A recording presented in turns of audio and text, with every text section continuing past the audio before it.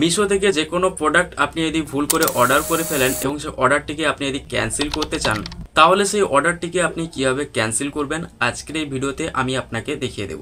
তাই ভিডিওটি একটুও না টেনে মনোযোগ সহকারে লাস্ট অবধি কন্টিনিউ করতে থাকুন। তো চলুন মোবাইলের স্ক্রিনের দিকে এবং আপনাকে দেখিয়ে দিই মিশোতে দেওয়া যে কোনো অর্ডারকে কিভাবে ক্যান্সেল করবেন।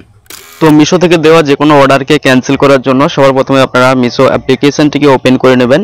মিশো অ্যাপ্লিকেশনটিকে ওপেন করলে এরকম একটি ইন্টারফেস আপনার সামনে চলে আসবে। তো নিচের দিকে কর্নারের দিকে দেখুন একটি লেখা রয়েছে মাই অর্ডারস, এই লেখাটির উপরে ট্যাপ করবেন। তারপরে এখান থেকে যে প্রোডাক্টের অর্ডারটিকে আপনি ক্যান্সেল করতে চান সেই প্রোডাক্টের উপরে ক্লিক করবেন। তারপর একটু নিচের দিকে চলে আসবেন। নিচের দিকে চলে আসলে একটি লেখা পেয়ে যাবেন, দেখুন ক্যান্সেল অর্ডার, এই লেখাটির উপরে ট্যাপ করবেন।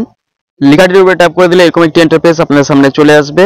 তো এখানে দেখুন একটি লেখা রয়েছে সিলেক্ট রিজন ফর ক্যান্সেলেশন, এই লেখাটির উপরে ক্লিক করবেন। তারপরে এখান থেকে আপনি যেই রিজনের জন্য আপনার অর্ডারটিকে ক্যান্সেল করতে যাচ্ছেন সেই রিজনটিকে এখান থেকে সিলেক্ট করে নেবেন, ঠিক আছে। তো আমি আপনাদেরকে সাজেস্ট করব এই উপরের অপশনটিকে সিলেক্ট করবেন। এই দেখুন লেখা রয়েছে অর্ডারড বাই মিস্টেক, ঠিক আছে, এই অপশনটিকে সিলেক্ট করবেন। তারপরে ক্যান্সেল প্রোডাক্ট নিচে যে লেখা রয়েছে এই ক্যান্সেল প্রোডাক্ট লেখাটির উপরে ট্যাপ করে দেবেন।